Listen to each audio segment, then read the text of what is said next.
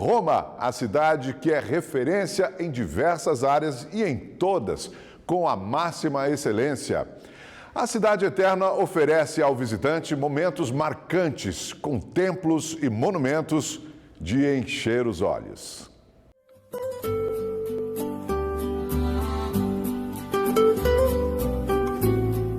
Uma praça construída sobre os escombros de passado de um estádio. Essa é a Piazza Navona. A Praça Navona é uma praça especial não só para o estrangeiro, mas também para o italiano. Nós que viemos de Bari para ver esta obra de Bernini aqui na Praça Navona, é uma situação única, uma das praças mais bonitas do mundo. Roma é a capital e a cidade mais amada de toda a Itália. Quem caminha pela gigantesca e imponente Navona não consegue imaginar que aqui cabiam 30 mil pessoas em arquibancadas. Entre os eventos que aconteciam aqui, batalhas navais. Não à toa, o nome da praça está associado à palavra navone, grande navio em português.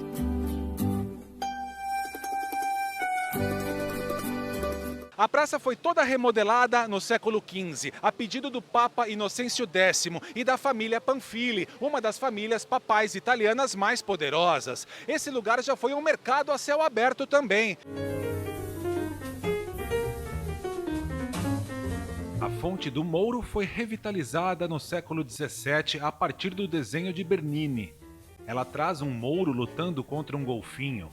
Ao lado dela, estátuas de tritões, construídas no século XIX.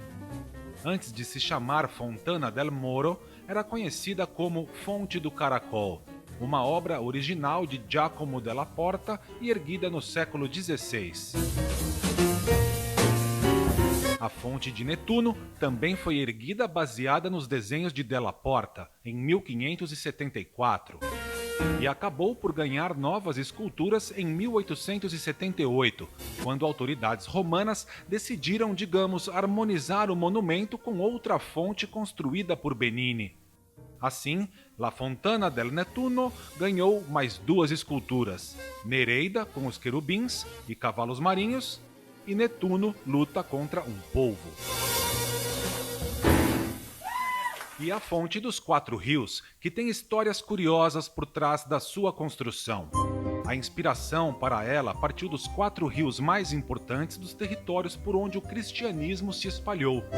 Um obelisco fica no meio da fonte. A Piazza Navona também tem passagens curiosas. Ela passou a ser alagada no século XIX devido ao calor extremo que fazia nos verões aqui na cidade. As 3 fontes eram fechadas e a água era toda desviada para a parte central da praça. Era chamado o Lago da Piazza Navona. Muito quente. E, bom, já que alagavam antigamente, podiam alagar agora, né? Para a gente se refrescar, porque está tão calor.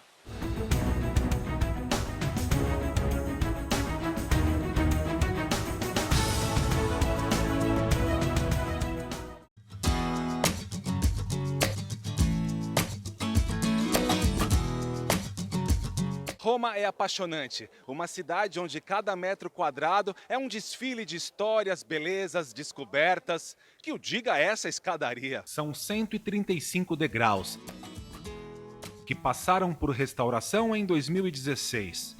Uma importante joalheria bancou os custos, estimados em 1.500.000 euros, que se fossem convertidos hoje, valeriam mais de 6.500.000 reais. Tanto dinheiro vale a pena. A escadaria é a mais famosa de Roma e do cinema. Audrey Hepburn e o Gregory Peck, lendas do cinema, gravaram esta cena do filme A Princesa e o Plebeu, de 1953, aqui, nestes degraus. Do you like it? Very much. Eu me sinto muito bem aqui, de coração. Lindas paisagens, a Praça da Espanha é um espaço lindo, com lojas, restaurantes. Eu gosto da energia daqui.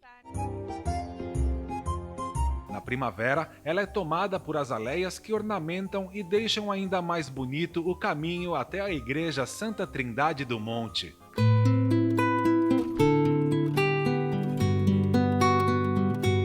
A igreja igreja tem o teto decorado por Daniele de Volterra, que foi um aluno de Michelangelo e obrigado a cobrir a nudez de anjos e santos da Capela Sistina após a morte do mestre.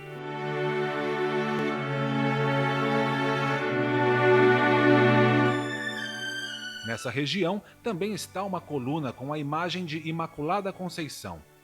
Todos os anos, no dia 8 de dezembro, o Papa vai até lá prestar uma homenagem à Virgem Maria. A Piazza de Espanha tem esse nome em homenagem à embaixada mais antiga de Roma, em atividade desde 1647. Aqui na região também residiram os poetas John Keats e Percy Shelley. Ambas as residências viraram casas-museus e abertas ao público.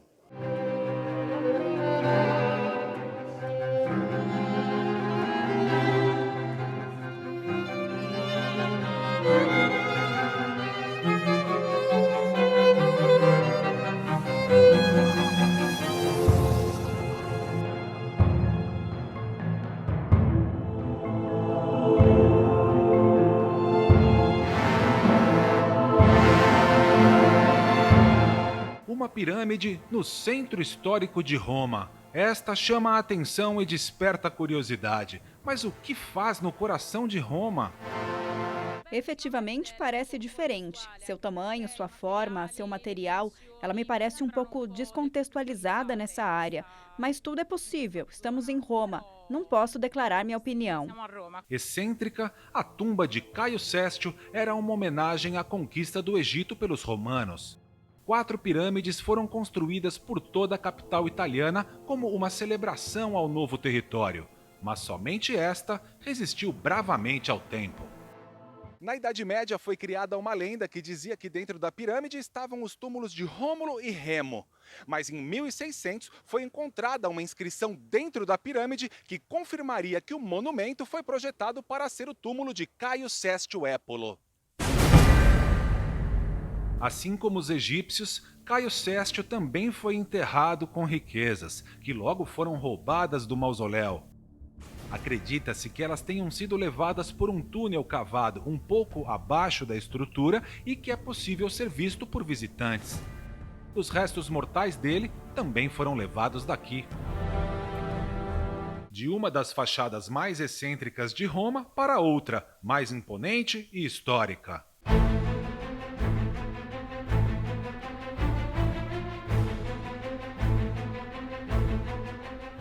Esse templo que vocês estão vendo atrás de mim é o Templo de Adriano. Ele foi construído no ano 145 d.C. Foi uma das construções mais ambiciosas do Império Romano. O tempo passou, ele sofreu as consequências da modernidade, da natureza e só sobraram 11 colunas, que hoje fazem sombra para o prédio que é da Bolsa de Valores de Roma. É surpreendente ver algo tão antigo, por 2000 anos. Também ver os maravilhosos desgastes das colunas. Eu acredito que foram os bárbaros. A sala de concreto é surpreendente. O prédio da Bolsa de Valores foi construído no fim do século XVII. O arquiteto Carlo Fontana, responsável pela obra, acabou por incorporar as colunas ao edifício.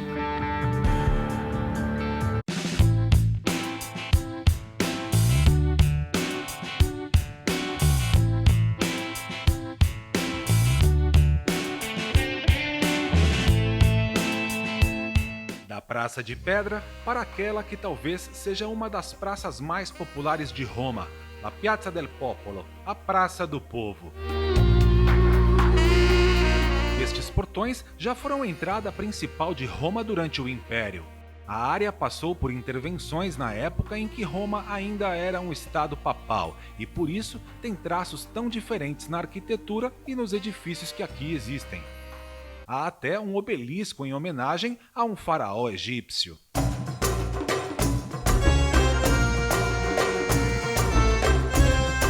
A Praça do Povo é uma das principais de Roma, é o coração da cidade. Naquela parte está a porta que já foi a principal para quem chegava aqui. A gente se sente numa verdadeira área romana. Dedicado a Ramsés II, esse obelisco que está aqui no meio da praça, na verdade foi erguido no Circo Máximo ainda no século X d.C. Uma forma de lembrar o povo romano que o Império conquistou o território do maior faraó da história. Ele só foi transferido para cá em 1589. A praça também é famosa pelas basílicas gêmeas e pela Basílica Santa Maria del Popolo, ou Santa Maria do Povo.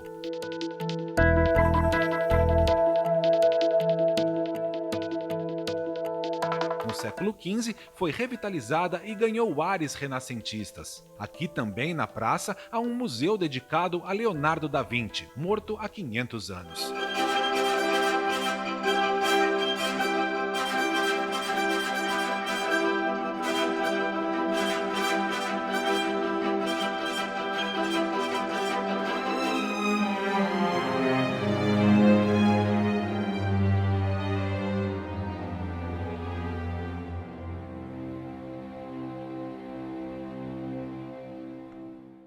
Um castelo incrustado às margens do rio Tibre. É o Castelo do Santo Anjo, em italiano, Castello di Sant'Angelo.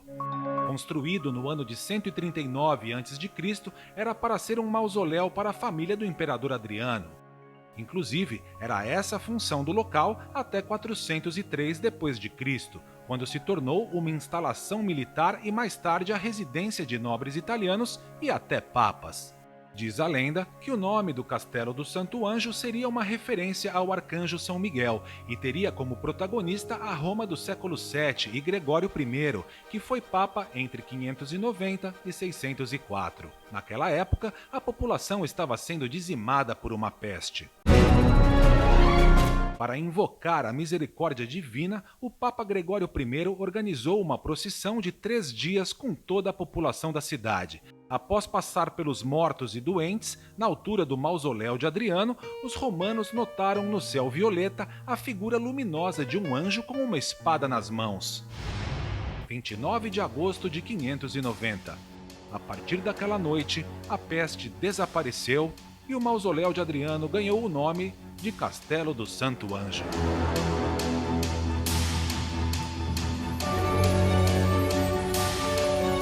Em 1277, o Papa Nicolo III mandou construir uma passarela elevada de 800 metros de comprimento que liga o Vaticano ao castelo. Bom, no castelo aconteceram várias obras, ele foi palco de vários acontecimentos, inclusive da ópera de Puccini. O terceiro e último ato da peça se passa aqui no castelo. Eu lezzava la terra, stride all'uscio dell'orto. Para os mais jovens, a passarela é referência do filme Anjos e Demônios.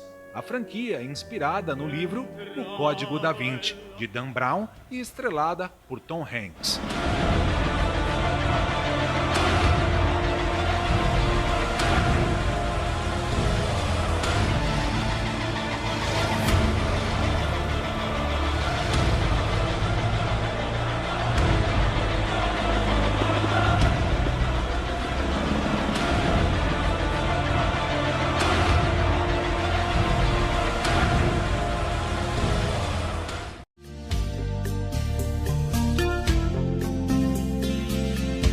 Roma é um prazer para o coração, para o estômago,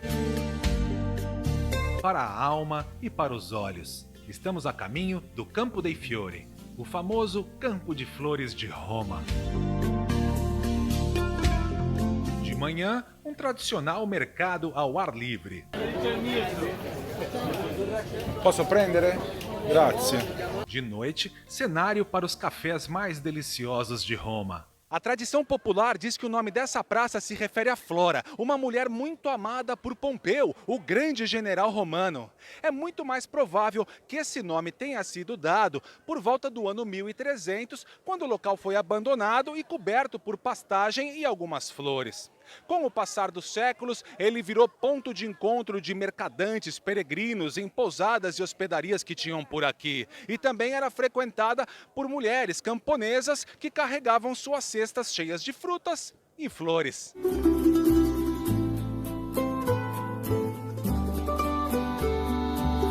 O evento mais importante da história do Campo dei Fiori, infelizmente, não é uma história colorida e bonita quanto essas flores.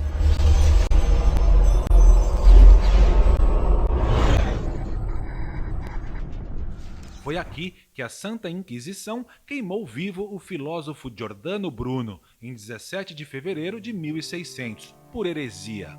Bruno defendia a teoria de Copérnico e Galileu Galilei, de que toda a Terra era redonda. Esta estátua, em lembrança ao filósofo, foi erguida em 1887 e feita pelo escultor Ettore Ferrari. Além dessa homenagem, existem 8 medalhões que lembram passagens da vida de Giordano Bruno. Os enfeites fazem parte da história do campo, que ainda conserva, em alguns pontos de seus edifícios, os chamados mandonelli, pequenos santuários dedicados à Sagrada Família, junto com os 8 medalhões que relembram hereges famosos. Olá a todos, eu sou de Marrocos e eu estou amando Roma. O Campo das Flores é um lugar encantador pelo mercado que tem de manhã aqui e pela história de Giordano Bruno, que já naquela época tinha pensamentos bastante evoluídos. É um ótimo passeio turístico. Tchau!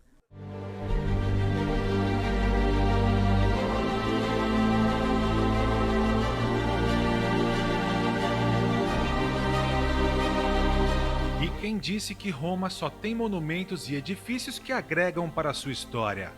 Se depender do Instituto para a História do Ressurgimento e do Museu Central do Ressurgimento,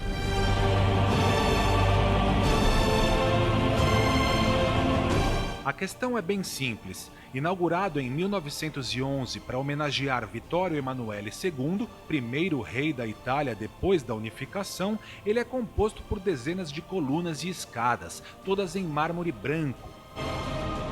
Uma escultura de Vittorio Emanuele feita em bronze preside o conjunto e 2 quadrigas guiadas pela deusa Vitória coroam o pórtico de 16 colunas. Acabou muito criticado desde então.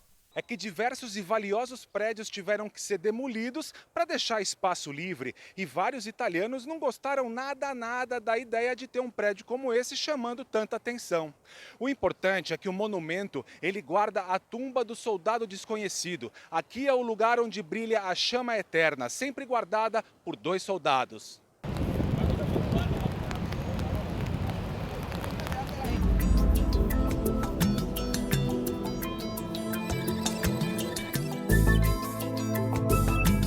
Aos pés do monumento de Vittorio Emanuele está o Museu do Ressurgimento, dedicado à unificação da Itália. Aqui, armas, bandeiras e outros objetos relacionados à velha bota estão em exposição.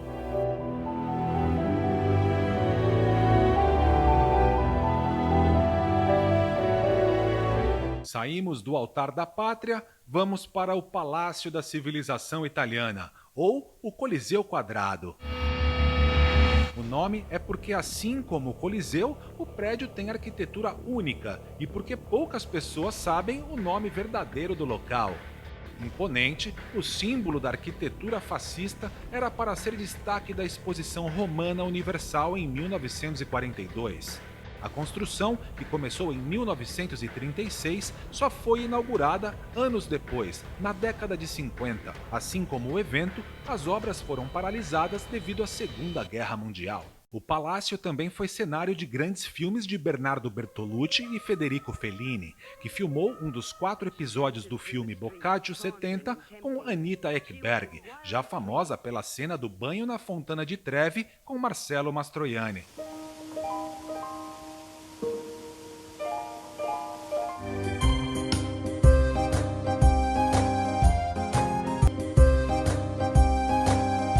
Roma tem outras histórias sombrias.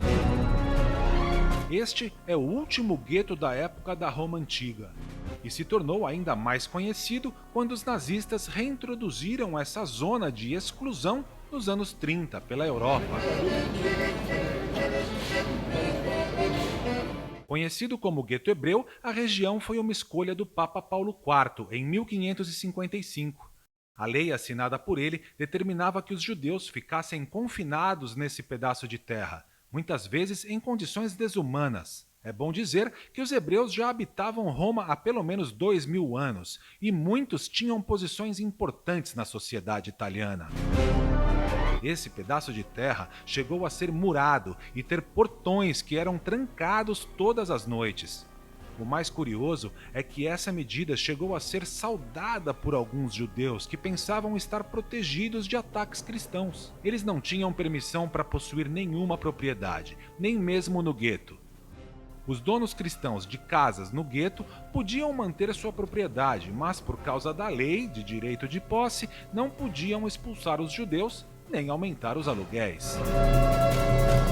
Com o passar dos séculos, a comunidade judaica cresceu muito e aqui foi construída a primeira sinagoga de Roma.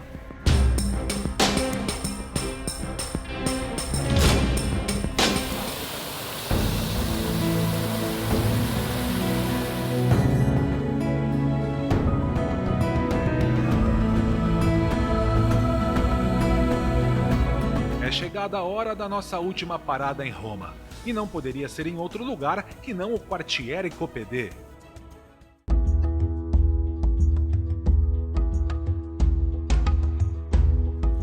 Um dos menores bairros da Cidade Eterna, ele tem esse nome em homenagem a Gino Coppede. O arquiteto é conhecido pelo arrojo e criatividade. Esses edifícios, estes arcos, até mesmo os espaços foram todos projetados por Coppede em 1915, quando foi contratado por uma construtora. Ele criou prédios que parecem ter saído de contos de fadas. As fachadas dão um show à parte, com muitos altos e baixos relevos, azulejos e cerâmicas. Por causa disso, o bairro se tornou um dos lugares mais cultuados aqui de Roma. Então, eu nasci no bairro e vivi desde o início. E é um quarteirão fantástico, porque é o único bairro com esta arquitetura em Roma. É um bairro particular e não é muito conhecido como deveria. Ele é um bairro escondido e também é místico. Cada palácio tem sua história, sua arquitetura. O Palácio das Fadas, o Palácio dos Embaixadores.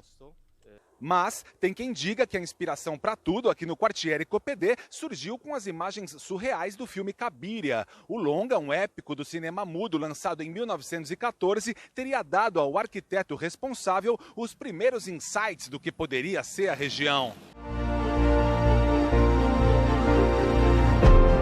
Será? Quem sabe daqui mais 2.700 anos descobrimos a resposta.